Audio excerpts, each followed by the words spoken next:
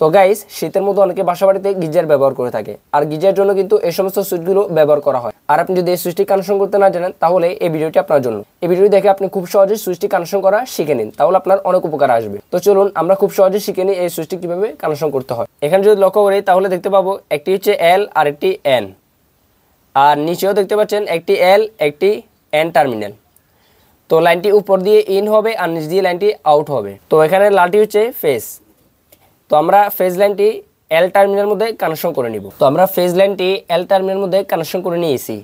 এখন N terminal মধ্যে আমরা নিউট্রাল লাইনটি কানেকশন করে নিব। তো গাইস দেখতে পাচ্ছেন এন টার্মিনাল মধ্যে আমরা নিউট্রাল লাইনটি কানেকশন করে নিয়েছি। তো এগুলো হচ্ছে পাওয়ার লাইন। তো আপনারা যে জায়গায় এই সুইচটি কানেকশন করবেন সেখানে যদি আর্থিং লাইন থাকে তাহলে অবশ্যই আপনারা আর্থিং লাইনটি এই জায়গায় কানেকশন করে দিবেন।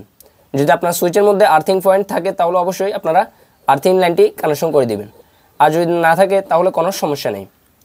তো গাইস এখন আমরা নিচ দিয়ে লাইনটি আউট করে নিব।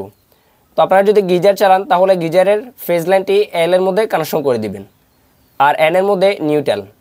আর এছাড়াও এই সুইচগুলো বিভিন্ন মোটর চালানোর জন্য অথবা হেভি লোড চালানোর জন্য ব্যবহার করা হয়। অন্য কিছু যদি চালাতে চান তাহলে সেটির ফেজ লাইন এল এর মধ্যে কানেকশন করবেন আর নিউট্রাল এন এর মধ্যে কানেকশন করবেন।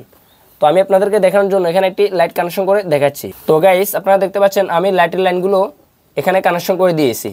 ফেজ লাইনটি এল এর মধ্যে কানেকশন করেছি আর নিউট্রাল লাইনটি এন এর মধ্যে।